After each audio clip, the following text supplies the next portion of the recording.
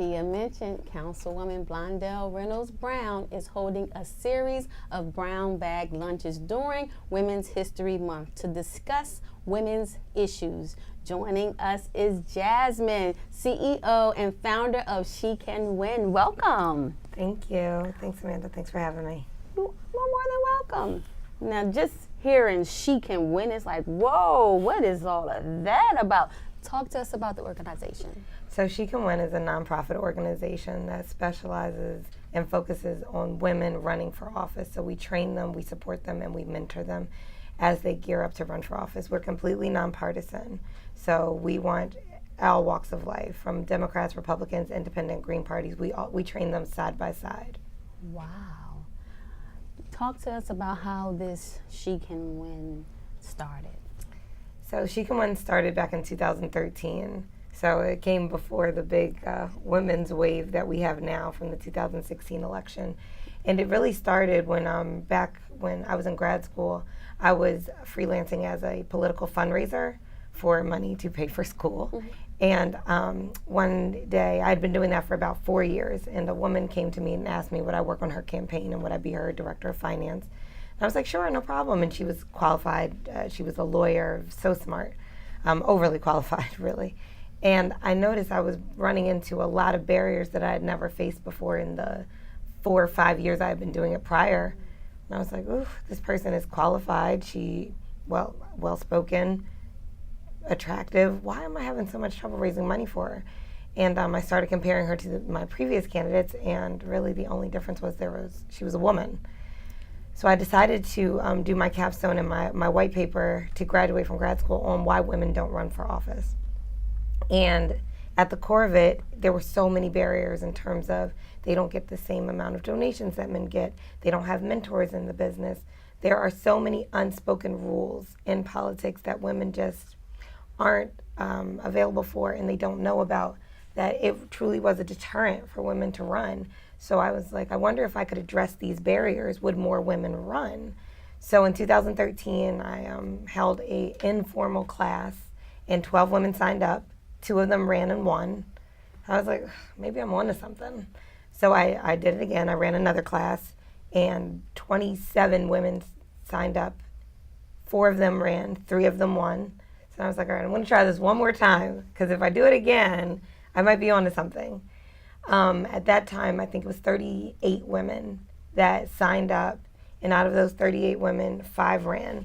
In 2017, we had our last class in the fall. We had 79 women, 11 of them ran. Mostly for judge, but a lot of them ran. So we're getting ready to have another cohort, and we already have 106 women on the waiting list. Wow. Yeah. That is amazing. It's exciting. It's a really exciting time to be civically engaged. Now, as far as the women that are running, what are some of the reasons why they're running? Well, a lot of them want to make a difference in the community and where they live, work, and play. They see something that they want to change, and they know the only way to be the change is to be at the table. Councilwoman Blondell Reynolds Brown, who we were talking about earlier, always says, if you are not at the table, you're on the menu. So women are pulling up a chair to be at the table, and I'm excited that I can be a part to help them.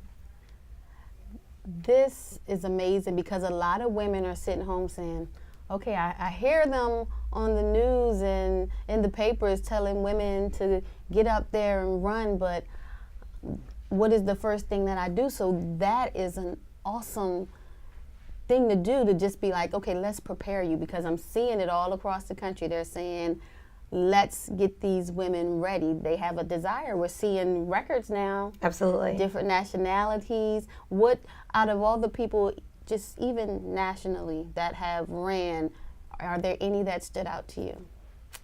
Well, I am a fan of Stacey Abrams. She's running for governor of Georgia. She will be the first African-American woman elected to governor, and that's huge.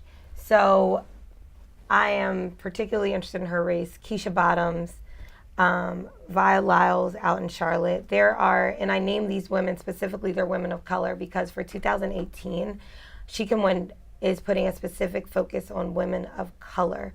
Because let's say there are 535 seats in Congress.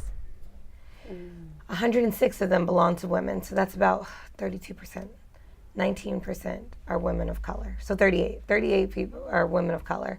So although there is a disconnect between women running, there's an even larger disconnect and not as much focus on women of color, because it is different to run as a woman and then a woman of color.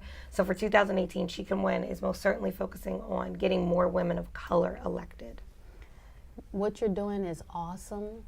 And I know a lot of women may be like, okay, what can I do? How is your organization empowering women?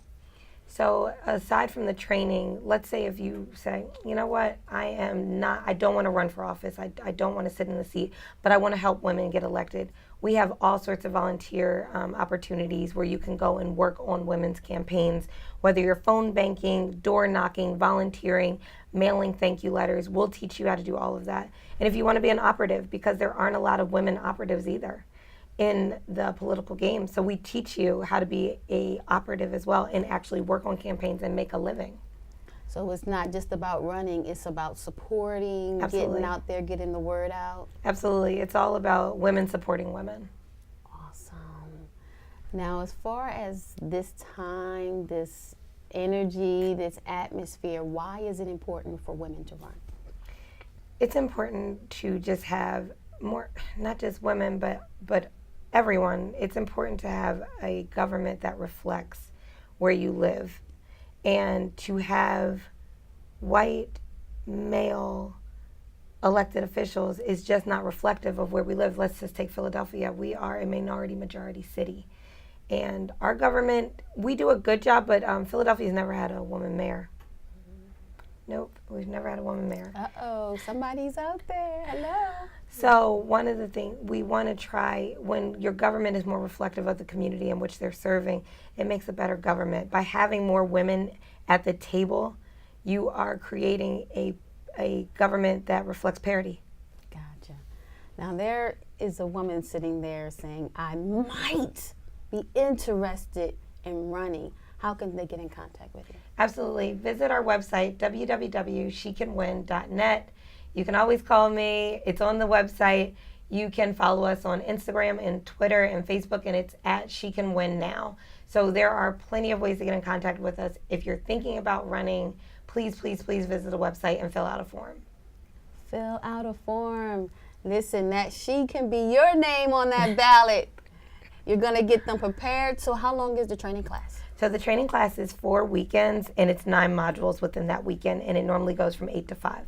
Okay. Yeah. Awesome. Very intense. You got to be committed and dedicated and ready to go. Yeah. But that's just the commitment that they're going to have for Absolutely. They're elected, right? All right. Thank you so much for your time. Oh, thank you, Amanda. And we'll be right back.